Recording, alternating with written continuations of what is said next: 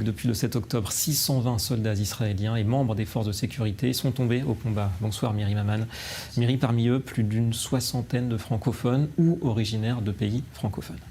Oui, effectivement, ils ont évidemment chacun une histoire bien particulière. J'ai choisi de vous en raconter l'une ou l'autre, comme celle de Valentin Eli Genassia, qui était posté à Be'eri le 7 octobre. Il est né et a grandi à Montpellier. Il y a fait ses études de droit avant de décider de se porter volontaire au sein de Tsahal. Il arrive en Israël seul. Il effectue son service militaire en tant que volontaire étranger. Valentin Eli se trouve donc à Be'eri le jour du samedi noir. Il défend le pays et il meurt à l'âge de 22 ans sous les balles du Hamas. Il a été inhumé à Jérusalem en présence de ses parents et de ses grands-parents venus de France évidemment. Et puis sachez qu'il a reçu la nationalité israélienne à titre posthume, ce qui était une demande de sa maman. Le 7 octobre également, il y a Reine-Marie Peled qui est en congé de son service militaire pour le week-end de Simchat Torah, fête juive. Elle se porte volontaire pour une garde au sein des services de secours israélien à Magen David Adom. Elle sauvera le samedi noir de nombreux Israéliens à Nahal Oz, une localité touchée évidemment par le 7 octobre. Elle a été tuée par les terroristes du Hamas et dans son gilet on retrouve une lettre, une demande en cas si elle meurt, que les membres de Magen David Adom soient avec leurs uniformes pour son enterrement et son vœu a été exaucé. Son compagnon d'ailleurs parle d'elle comme quelqu'un qui a toujours voulu apporter son aide. Écoutez. Je n'arrive pas à réaliser. Je pense que je n'y arriverai jamais. C'est tellement incompréhensible. Tu étais tellement merveilleuse que j'ai du mal à te décrire. Tu as toujours aidé tout le monde, même ceux que tu ne connaissais pas. Tout le monde t'aimait et t'admirait. Tout ce que tu faisais était parfait. Je suis en colère car je n'ai pas réussi à tenir mes promesses, celle de te protéger. J'espère que maintenant tu nous regardes de là-haut, en riant, car c'est l'image que je retiens de toi. Je t'aime pour toujours, Idan. Et donc des pertes douloureuses, Myri, parmi ces soldats francophones depuis le début des opérations terrestres à Gaza.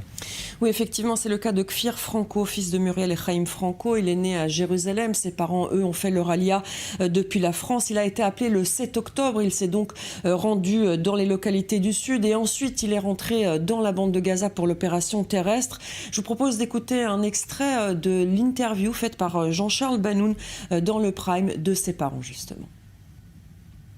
Le dernier contact physique que nous avons eu avec notre fils, c'est le lendemain de ses fiançailles, c'est-à-dire qu'il s'est fiancé le 6 octobre, et un vendredi, donc le dernier jour de Sukkot, nous étions avec la famille de la fiancée, et le soir, nous avons été à la synagogue ensemble. Puis le lendemain matin, il a fallu, on était sous les bombardements, de Jérusalem, et il a fallu l'accompagner au point de ralliement. Et de là, je ne l'ai plus jamais revu. On a eu un soir la visite de trois militaires, 3 officiers de l'armée qui sont venus nous informer qu'il était tombé dans l'après-midi. Et voilà, et qu'il était mort. Donc à partir de ce moment-là, la catastrophe a commencé, du moins elle s'est officialisée. Des soldats donc d'origine française mais également belge. C'est le cas de Dan Weidenbaum. 24 ans, il est tombé dans le centre de la bande de Gaza le 12 janvier. Il est né en Belgique. Il a fait son allié avec ses parents quand il a 3 ans. Il a donné toute sa vie aux ZEI, pareil, ce sont les éclaireurs israélites. Il y a été un des leaders. Ses amis parlent de lui comme quelqu'un de lumineux. Écoutez. De Weidenbaum et ma famille aussi, on habite nous tous à Anana. Et il y a une grande présence de francophones ici. Mes parents, moi, ont toujours été aux EI et nous ont bien sûr envoyés aux EI aussi. Et moi, j'ai tiré un peu Dan et son frère Eli aux EI.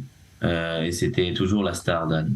Toujours la star sur les camps d'été, avec un français un peu cassé, mais plein de charisme. Il arrivait en France et devenait tout de suite le centre de tous les cercles sociaux. Et c'était vraiment quelqu'un avec une lumière très unique. Voilà, David, 10% des soldats tombés depuis le 7 octobre sont soit français, soit d'origine d'un pays francophone. Ils ont également contribué, évidemment, à mener cette guerre contre le Hamas. Un lourd bilan. Merci beaucoup, Myri Maman.